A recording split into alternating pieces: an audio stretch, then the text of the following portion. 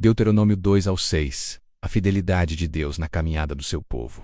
A jornada pelo deserto continuou conforme Moisés recordava diante da nova geração, aquela que estava prestes a herdar a terra prometida. No capítulo 2 de Deuteronômio, ele lembra ao povo como Deus os conduziu a contornar a região de Seir, habitada pelos descendentes de Esaú. O Senhor lhes disse para não provocarem conflito, pois aquela terra não lhes pertencia. Assim, Israel atravessou em paz, comprando comida e água, pois o Senhor cuidava deles e nada lhes faltava. Mais adiante, Deus os fez passar pelos limites dos Moabitas e Amonitas, povos também protegidos pelo Senhor devido às suas origens ligadas a Ló. Essa lembrança firme mostrava que o caminho do povo devia seguir não pelos seus desejos ou guerras desnecessárias, mas pela obediência às ordens de Deus, que já tinha os territórios definidos para cada nação. Em seguida, Moisés narra a vitória sobre Sihon, rei de Hesbom, e posteriormente sobre Og, o poderoso rei de Bazã.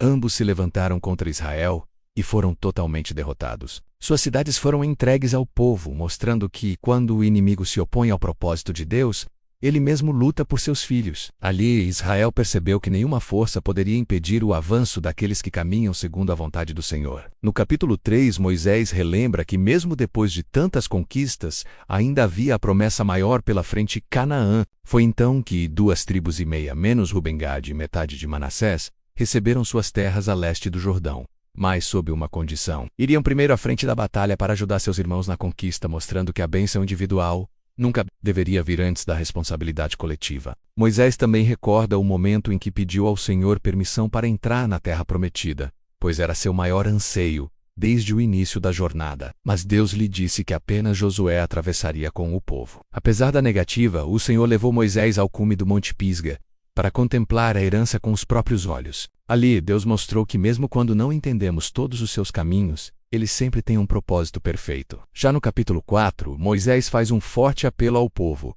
que guardassem cuidadosamente os decretos e mandamentos do Senhor. Ele alerta sobre o perigo da idolatria, lembrando que Israel viu a glória de Deus no fogo. Ouviu sua voz, recebeu a aliança das próprias mãos do Altíssimo. Por isso, jamais deveriam se curvar diante de imagens feitas por mãos humanas. Deus era o único rei de Israel, e somente ele merecia a adoração. Moisés declara com paixão que nenhum outro povo tinha um Deus tão próximo, que os ouvisse quando clamassem, ou leis tão justas e perfeitas como aquelas que o Senhor lhes entregara. Se obedecessem, viveriam em segurança e prosperidade. Se se afastassem, sofreriam as consequências da própria rebeldia. Ainda assim, Deus deixava claro que mesmo no exílio, quando o povo se arrependesse e o buscasse de todo o coração, ele os ouviria e os resgataria novamente. Essa é a fidelidade do Deus da aliança, menos ele nunca abandona os seus. No capítulo 5, Moisés volta a proclamar os 10 mandamentos, a base moral e espiritual de Israel. Deus os havia falado em voz audível no Sinai, mostrando que sua lei não era apenas um texto, mas um encontro direto com o Criador. Amar a Deus sobre todas as coisas, honrar os pais, não matar, não roubar, não adulterar,